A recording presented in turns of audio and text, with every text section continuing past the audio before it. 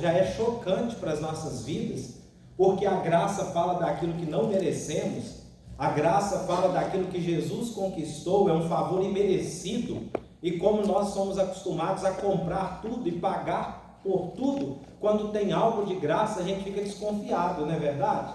Então a graça hoje já causa impacto, e por mais que a gente saiba que a salvação, né, é pela graça, né, é algo que Deus nos deu quando nós cremos em Jesus, mas a vida cristã também é vivida por meio da graça. Tudo que nós viermos a ser, Deus vai nos dar por sua graça e segundo a nossa fé. Mas naquela época que a lei imperava, né, naquele tempo, os rituais da lei, então era um choque muito grande. Então Paulo estava falando, olha, o que eu recebi, que eu prego, né, Deus me deu, eu recebi uma revelação. Mas nós vamos ver na palavra de hoje que mesmo ele recebendo de Deus, sendo alguém tão íntimo de Deus, tendo essa revelação do Espírito Santo, Deus precisou de trabalhar de algumas maneiras na vida do apóstolo Paulo, forjando o caráter dele, o caráter cristão, para que ele pudesse refletir a Cristo e para que ele pudesse ser útil na presença de Deus e como instrumento nas mãos de Deus. E isso também é um caminho que passa por nossas vidas. Então vamos continuando. Vocês ouviram qual foi o meu procedimento no judaísmo, como perseguia com violência a igreja de Deus, procurando destruí-la. Aqui ele está dando testemunho, como que ele era antes do encontro com Jesus, né? Ali seguindo as normas da lei e a crença dele, a sua fé. No judaísmo eu superava a maioria dos judeus na minha idade, sendo extremamente zeloso das tradições dos meus antepassados. Deus, porém, separou-me desde o ventre da minha mãe e me chamou por sua graça, quando lhe agradou, revelar o seu Filho em mim, para que eu anunciasse entre os gentios. Não consultei ninguém, tampouco subi a Jerusalém para ver os que já eram apóstolos antes de mim, mas de imediato fui para a Arábia e voltei outra vez a Damasco. Depois de 3 anos, subi a Jerusalém para visitar Cefas e estive com ele 15 dias. Não vi nenhum dos outros apóstolos, a não ser Tiago, irmão do Senhor. Quanto ao que escrevo a vocês, afirmo diante de Deus que não minto. A seguir fui para as regiões da Síria e da Cilícia. Eu, porém, não era pessoalmente conhecido pelas igrejas da Judéia que estão em Cristo.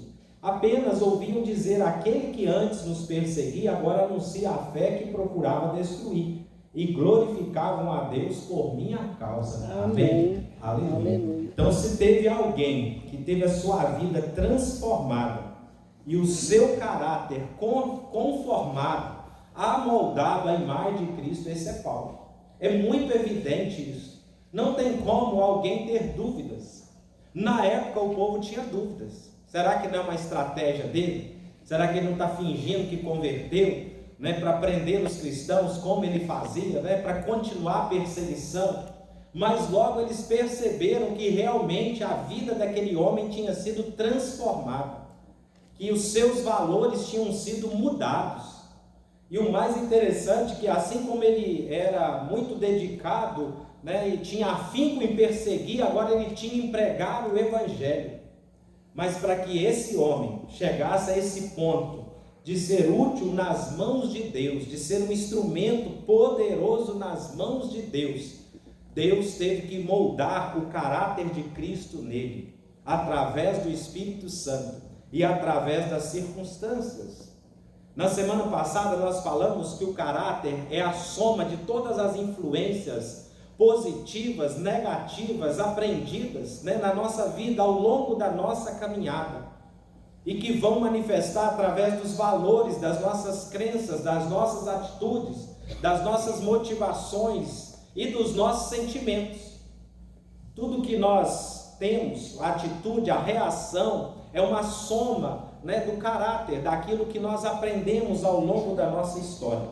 Mas ao nos converter, o alvo de Deus é formar o caráter de Cristo em nós. É que nós sejamos a expressão de Jesus Cristo nessa terra, porque esse é o propósito de Deus desde a criação do homem. Ele diz, né, façamos o homem conforme a nossa imagem e semelhança. Deus tinha esse desejo. Romanos 8:28 diz: sabemos que todas as coisas contribuem juntamente para o bem de todos aqueles que amam a Deus, dos que foram chamados de acordo com o seu propósito. Pois aqueles que de antemão conheceu, também os predestinou para serem conformes à imagem do seu Filho, a fim de que ele seja o primogênito entre muitos irmãos. Então, o versículo 28, ele está alinhado com o 29. Nós conhecemos bem o 28. Geralmente, quando a gente está passando um momento difícil, adversidade, alguém diz para nós: olha, tudo coopera para o bem daqueles que amam a Deus. É verdade. Mas coopera em que sentido? Muitas vezes a gente não entende. Mas como essa situação pode cooperar? Isso parece que quer me matar, não é assim? Tem vezes que a gente pensa assim, o sentimento é esse. Mas está cooperando para formar Cristo em nós. É o que está em Romanos 8:29. Para que essa imagem de Cristo possa ser expressa em nós. E o caráter no grego significa imagem. A imagem de Cristo está sendo impressa em nós em todos os momentos. O caráter de Cristo está sendo formado, por isso o termo é forjar, O caráter forjado, formado pela graça. E hoje eu quero usar o exemplo de Paulo, do apóstolo Paulo, esse grande homem de Deus, que desde o momento da sua conversão, até o reconhecimento do seu apostolado por todos, pelos discípulos, ele passou por um processo de formação do caráter de Cristo nele, onde todos nós também precisamos passar por esse processo, amém? Eu sei que não é um assunto às vezes muito agradável, mas é algo que a gente passa, e às vezes você não entende por quê, e quando você entende, você vai colaborar com esse processo, para que as coisas aconteçam de uma forma mais rápida, e isso é graça de Deus. Por isso nosso tema é o caráter forjado pela graça, porque Deus, Ele só trabalha na vida de quem é filho, amém? Amém. E se você é filho, você tem que agradecer a Deus. Deus só educa quem é filho, Deus só disciplina quem é filho. Um dos maiores castigos de Deus para alguém é Deus os deixar à mercê da sua própria sorte, como diz lá em Romanos, a respeito de muitas práticas erradas, e a Bíblia diz em algumas versões que Deus os deixou à mercê da sua própria sorte. Deus deixou eles viver os valores deles. É por isso que tem tantas coisas erradas, e alguém diz: por que Deus não intervém? Porque Deus já tem o seu plano, a sua palavra, nós estamos pregando ela. E aí, se alguém a reconhece, ele muda, mas se alguém não quer, ele quer viver a vida da sua maneira, Deus permite, porque ainda não são filhos. Mas a partir do momento que nos tornamos filhos, começa-se um trabalhar de Deus na nossa vida, porque Ele tem um padrão que Ele quer para os seus filhos. O padrão é Jesus, amém? Esse é o padrão. Então todas as coisas estão cooperando para que Cristo seja formado em nós. Então nosso caráter é forjado. A primeira coisa que eu quero falar hoje é que quando chegamos ao fim de nós mesmos, e eu te faço uma pergunta, não precisa responder, só refletir: você já chegou no fim de você mesmo? Talvez eu possa te ajudar a responder. Em algumas áreas talvez sim, e eu falo de mim, Em algumas áreas sim, mas talvez em outras nós não chegamos no fim de nós mesmos. O que é isso, chegar no fim de nós mesmos? É perder a confiança total em nós. É perder a confiança totalmente na nossa carne, no nosso jeito de fazer. É perder a confiança nos nossos conceitos. E Paulo, ele passou por esse processo. Logo após encontrar-se com Jesus a caminho de Damasco, ele fica cego. Ali já começa um processo na vida dele. Eu imagino que naqueles dias que ele ficou cego, ele poderia estar pensando que ele se tornaria alguém cego o resto da vida. Mas Deus fez com que a visão dele voltasse através de Ananias, que ele foi lá para que orasse por ele. Então eu imagino que ali a graça de Deus já começou a manifestar na vida dele. Deus tinha tudo para deixá-lo cego, porque ele era um perseguidor cego, agora ele não poderia mais perseguir. Ou Deus poderia falar assim: olha, você se converteu, agora você entendeu que eu sou Jesus, o Messias, mas eu vou te castigar, você vai pagar um preço agora, você vai ser cego. E eu creio que se ele fosse, ele ia pregar o evangelho, mas não com tanta, talvez, desenvoltura para viagem, tantas coisas. Mas Deus usou de graça, porque Deus, ele quer nos salvar, ele não quer se vingar de nós do tempo do pecado.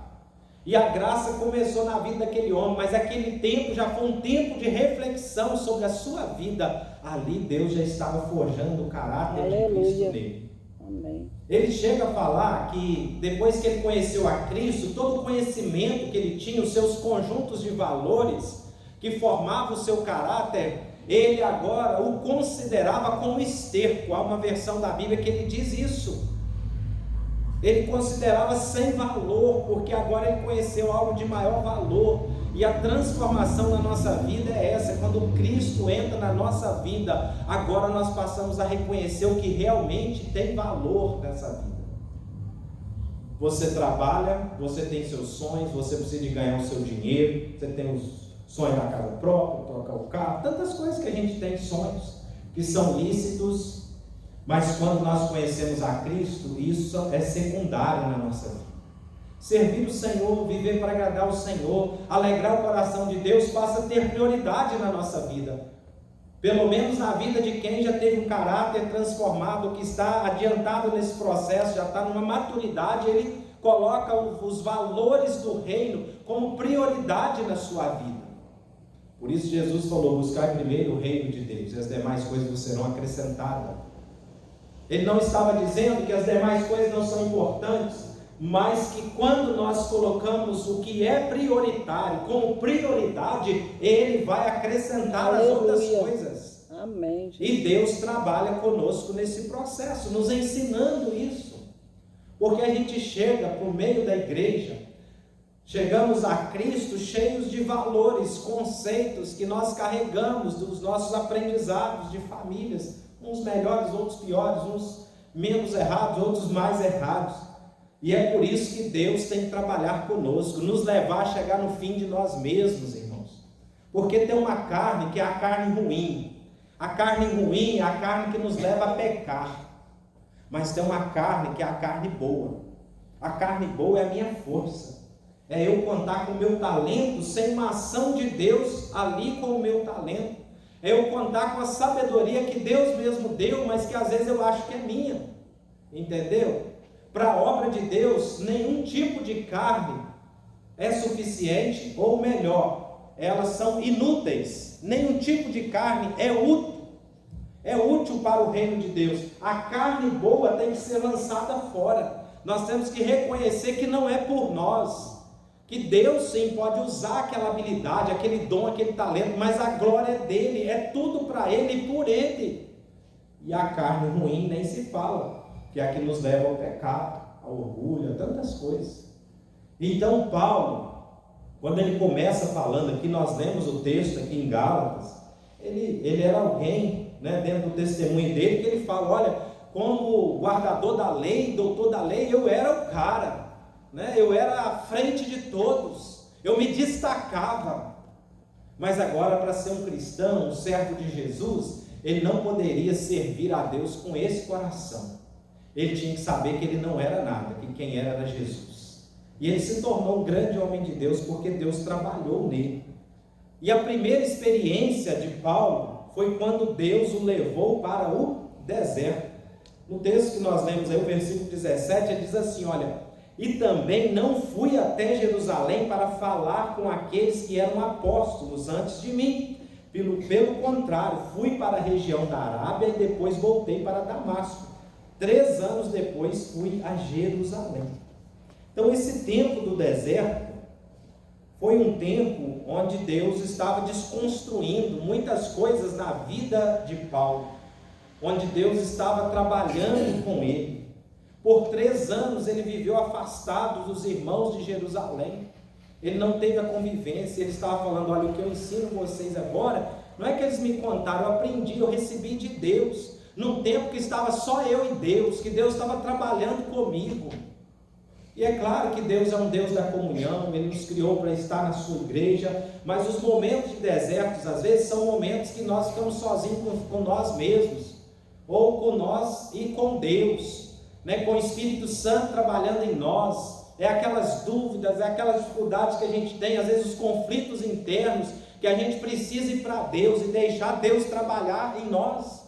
É aqueles pontos onde a gente ora e parece que nada acontece. Deus está trabalhando conosco, Ele está permitindo o deserto, um tempo de seca, um tempo árduo, onde parece que os céus não estão respondendo, mas Deus está movendo, Ele está nos moldando para o propósito dEle. Ele está formando em nós a perseverança, a confiança, Ele está nos ensinando a buscar, a confiar, mesmo quando nós não vemos sinais. Não é fácil, é difícil. Até porque, quando a gente vai fazer a obra de Deus, a gente pensa assim, se eu estou fazendo a obra de Deus, vai ser uma maravilha. Eu aceitei liderar, agora eu comecei a liderar uma célula, como diz o ditado popular na minha região, vai ser um mar de rosa, né? Vai ser tudo muito lindo. Mas não é assim, irmãos, a realidade. Porque Deus está formando homens e mulheres valentes. Ele está formando soldados. Aleluia. E soldados são formados não só no dia do treinamento, os soldados são formados no dia da guerra, é no dia da luta que nós somos testados, é a cada luta que somos formados, e às vezes a gente perde alguma luta, às vezes a gente tem uma atitude que não deveria ter, um temperamento que não deveria, mas é para nós aprendermos a mudar no próximo momento, diante de uma próxima situação, ter uma outra reação.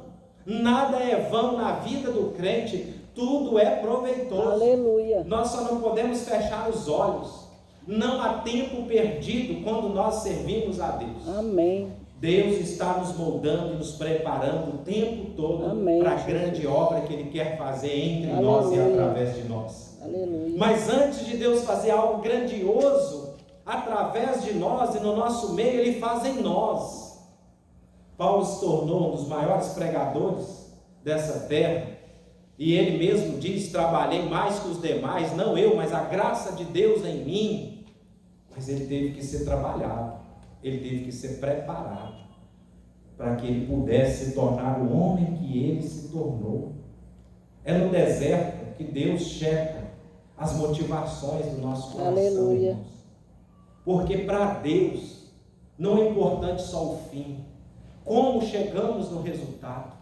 Para Deus não é importante somente se eu apresentei um lindo louvor para Ele, mas para Deus é importante com qual coração que eu estou louvando a Ele, com qual coração que eu estou servindo.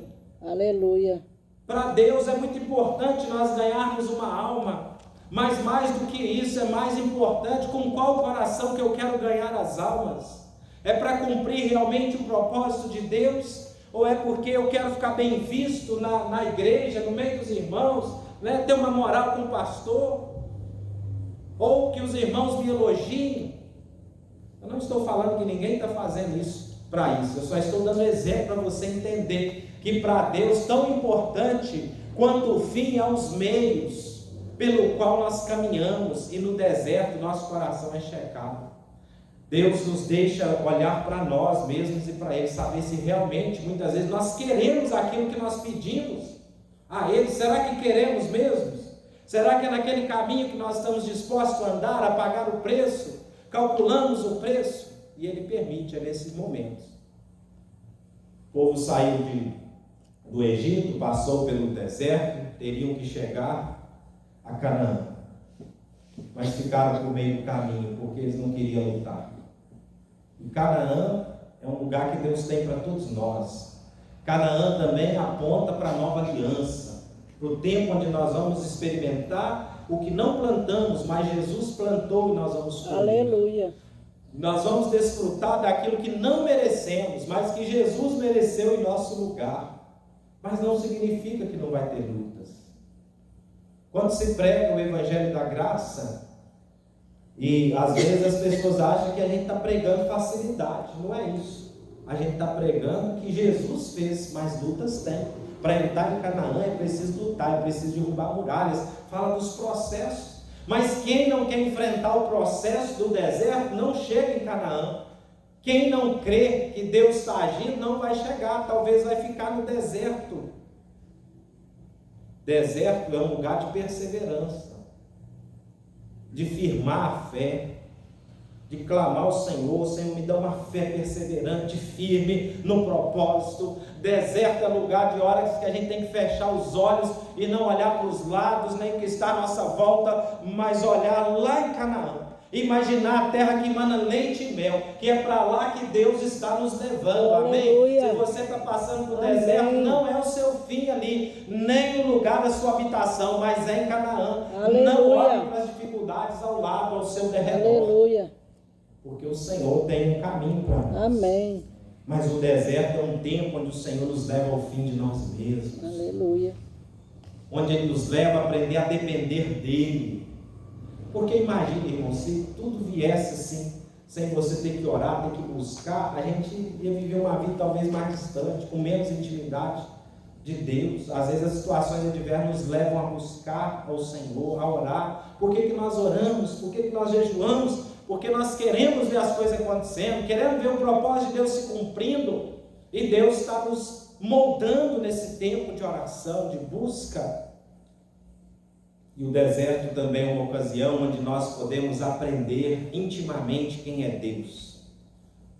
O povo aprendeu que Deus sustentou eles, não faltou pão. Quando eles quiseram comer carne, comeram até sair pelos narizes. E o calçado não envelheceu, nem as roupas, porque Deus estava cuidando. Se você é filho, mesmo no deserto, Deus está cuidando. Aleluia. De você, te sustenta. No deserto tem coisas boas também, porque o Senhor está no controle de todas as coisas. O deserto é um tempo de treinamento, porque o Senhor está nos preparando para o que Ele tem mais à frente. E nós vemos um homem na Bíblia que é o Abraão. Aquele homem, por um certo momento, apesar de ser visto como o pai da fé, ser obediente a Deus, o que aconteceu com ele, irmãos? Chegou um momento que ele confiou nele, no jeito deles. A Sara falou: olha, para você ter um filho, toma minha serva aqui e tem um filho. Ela imaginou: deve ser esse o meio que Deus tem para nós, porque de nós mesmos nós não teremos filho, eu não tenho condições. E Abraão naquele momento falhou no teste. Naquele momento ele estava confiando na sua carne, ele estava confiando no jeito deles, e nós brasileiros temos um jeitinho brasileiro, sempre de resolver as coisas, mas não é assim. Deus quer nos levar ao fim de nós mesmos, não é do nosso jeito, nem da nossa maneira, mas é do jeito de Deus. Aleluia. Depois o filho veio, Isaac, do jeito de Deus, amém? Então confie que é do jeito de Deus e vai dar certo. No deserto, o alvo de Deus é esse tratamento conosco. Um outro exemplo muito claro disso é Moisés. Ô Vanessa, pega uma pilha para mim, naquele carregador da esquerda lá, duas, fazendo um favor. E estou encerrando, mas está dando um eco ruim. Moisés, irmãos, quando ele achava que podia libertar o seu povo, sabe o que aconteceu? Ele matou um egípcio, e ele teve que sair fugido. E aí durante mais 40 anos, ele tinha 40 anos nessa época, ele ficou no deserto. E ali ele começou a apacentar o rebanho do seu sogro. Foi ali que ele teve uma família. E quando Moisés agora já achava que ele não servia mais para servir a Deus, Deus o chama. É assim que Deus faz conosco. Quando nós entendemos que nós não podemos,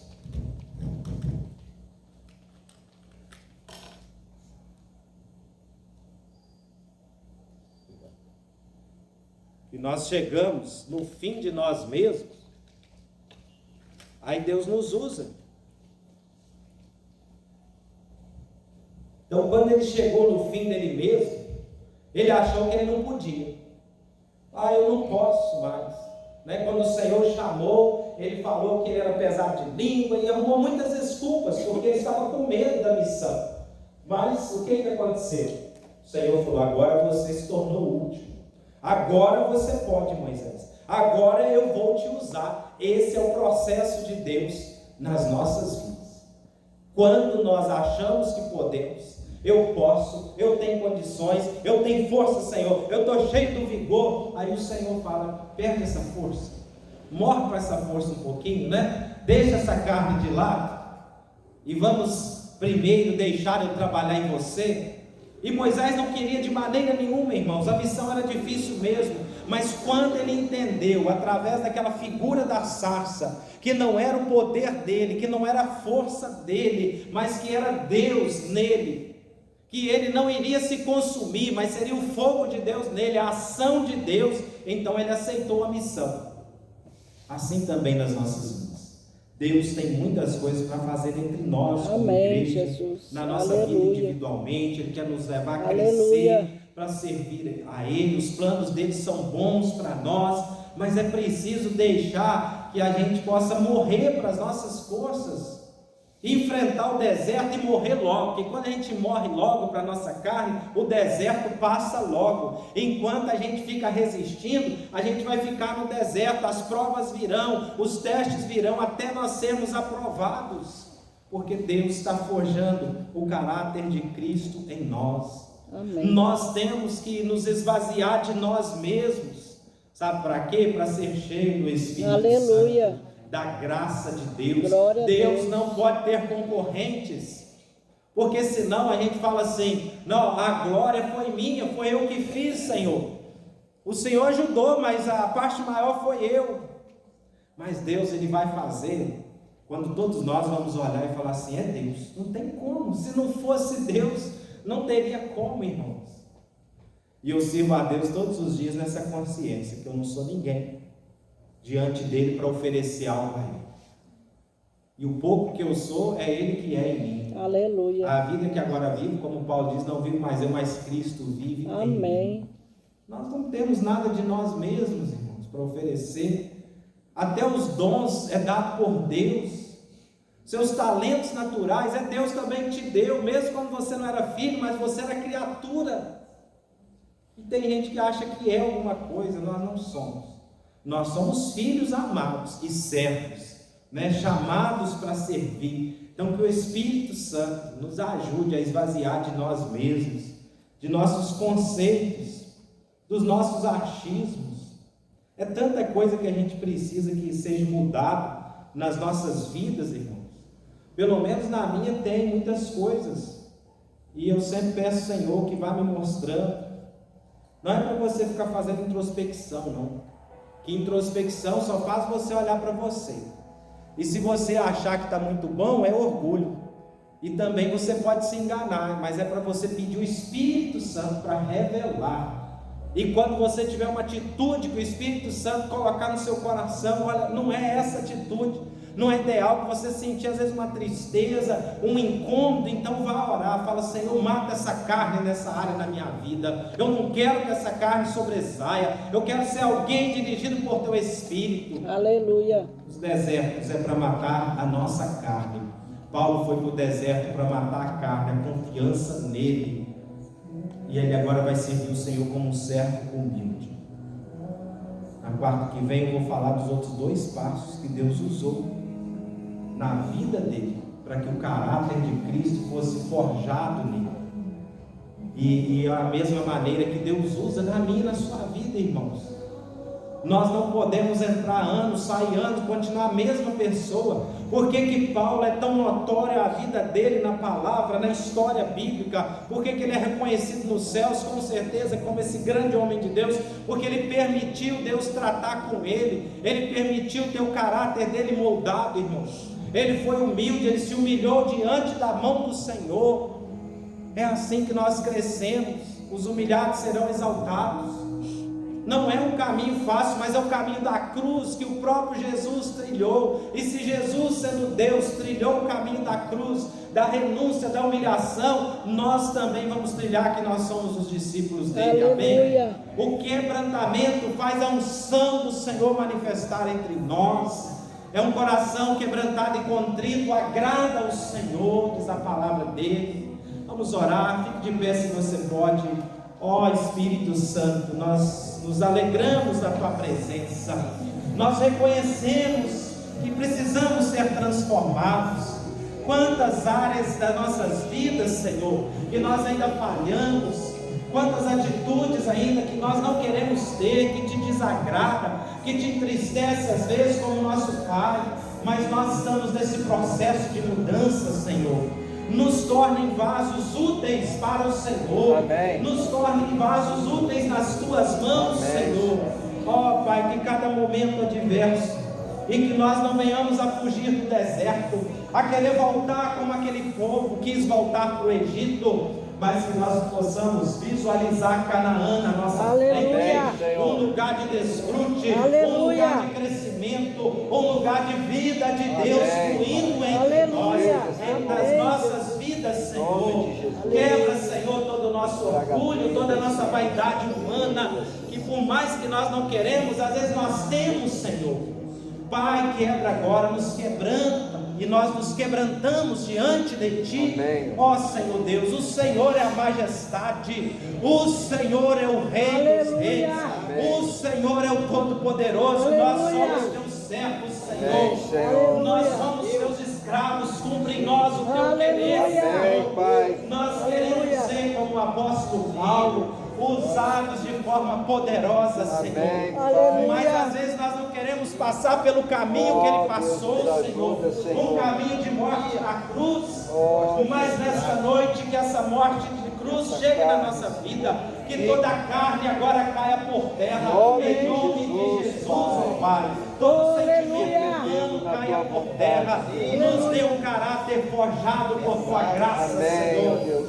Ó Pai, que nós reconhecemos a Tua majestade santa. O Senhor é, nós não somos. É O verdade. Senhor é o grande eu sou, Pai. É verdade. O Senhor é o grande eu sou. Aleluia. Ó Espírito Santo, manifesta o caráter de Cristo no meio da Tua igreja. Amém, Pai. Através das nossas atitudes. Amém. Aleluia. Nenhum de nós somos melhores que ninguém, Senhor. Nós todos carecemos da Tua graça, Pai. Sim. Todos carecemos do Teu amor, da Sim, Tua meu compreensão, do Teu cuidado, Senhor, entre nós. Ó, que a nossa carne morra Nome e de que nós Jesus. possamos te servir em unidade, em espírito e em verdade, Senhor, todos os dias. Assim como Moisés, que possamos agora contar com a Tua força, com a unção do Espírito Santo. Ó, Amém, Pai. Jesus. Pai, abençoe o restante desta semana. Abençoa. Cuida dos Teus filhos. As células que ainda irão reunir-se, que haja poder e graça. O culto que vai acontecer, que seja cheio da vida de Deus. Amém, Pai. Pai. Continue no controle da Tua igreja. Amém. Pai, nesse próximo domingo, o Senhor nos dê esse prédio repleto de pessoas. Amém. Traga as pessoas aqui, Pai. Traga, Toque no Deus. coração deles. Toque. Que sejam cultos cheios da Tua vida. Que sejamos vasos quebrados, para que a Tua glória manifeste entre nós. Em nome de Jesus que oramos. Amém. Amém. E amém. Aleluia. Glória a Deus. Irmãos, chegamos ao final.